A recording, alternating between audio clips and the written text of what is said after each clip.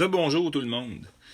Je vois que il y a des individus en particulier qui ont été plus interpellés que d'autres. Chantal Beauchamp, bonjour, enchanté. Euh, ce qui me fait réagir puis qui me fait prendre conscience que je devrais peut-être répondre également en live, c'est par rapport à la perspective. Tant qu'on reste dans une perspective d'observateur, dans un framework, dans une perspective, dans un cadre linéaire et chronologique, autrement dit qui dépend du temps et des événements, on manque une facette importante de la causalité.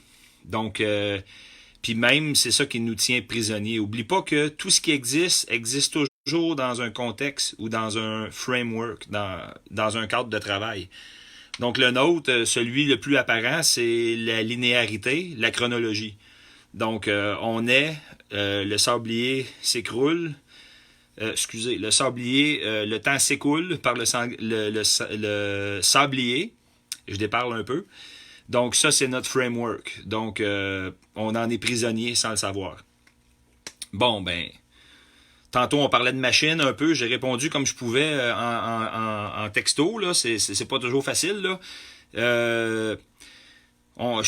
J'ai invoqué une source de coordination commune. Pas commune pour les êtres humains, là, mais commune pour certaines personnes qui s'y rattachent. Une source de coordination.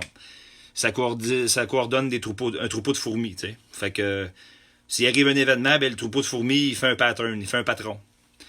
Donc, il y a des individus qui se comportent comme ça aussi, en foule. Ça existe dans un framework également, comme les humains qui existent dans la chronologie linéaire.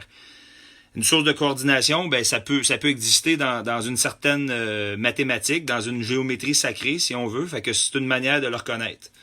Fait que la manière de reconnaître un humain qui pense comme un humain, ben est-ce qu'il réagit tout le temps par rapport à des événements chronologique linéaire. Ah, oui, cet individu-là, il a apparence d'être humain. Il est tout le temps pogné sur oui, mais ma grand-mère, elle a accouché prématurément, puis tatata, puis après ça, sa maison a passé au feu, puis après ça, fait que événement 1 connecté dans événement 2, fait que le temps s'écoule dans le sablier.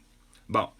Mais ceci dans un éprouvette de laboratoire, si on veut, qui est notre écosystème, ben c'est pas la seule incidence pour ce qui existe. Ça veut dire que tout ce qui nous entoure n'émane pas de choses linéaires chronologiques. Faut jamais oublier ça. Fait que quand on analyse, si on veut analyser intelligemment, il faut pas se restreindre à ça. Fait que dans certains cours collégiaux, si les mathématiques sont impliquées, ben tout de suite, on va commencer à abandonner la constante T, la constante temporelle, ou la variable plutôt. Puis on va montrer des choses comme du fait que les mathématiques n'existent pas tout le temps dans un cadre où il y a T d'un côté ou de l'autre de l'équation. Ha! Fait que ça, c'est une piste pour vous de recherche. Fait que donc pour l'actualité, ben on devrait penser de la même manière. On devrait éventuellement arrêter d'être prisonnier de tout ce qui est chronologiquement linéaire. Si on fait que ça, ben demain va être pareil comme aujourd'hui. Tout le temps. Fait que j'espère que ça répond à ta question, Chantal, puis hésite pas à poser des questions davantage, plutôt que de présumer ou, comme tu disais, lire entre les lignes. Ça, lire entre les lignes, c'est bien dangereux parce qu'on déduit des choses que l'individu n'a pas toujours voulu dire. Donc, c'est ça. À bientôt tout le monde. Merci d'écouter. En réel ou en différé. Au revoir.